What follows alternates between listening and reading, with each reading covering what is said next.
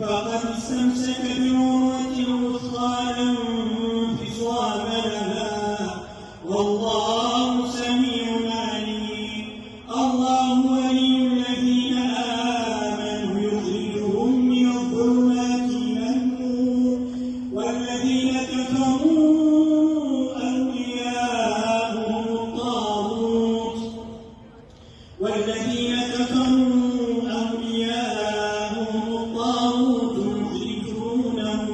يخرجونهم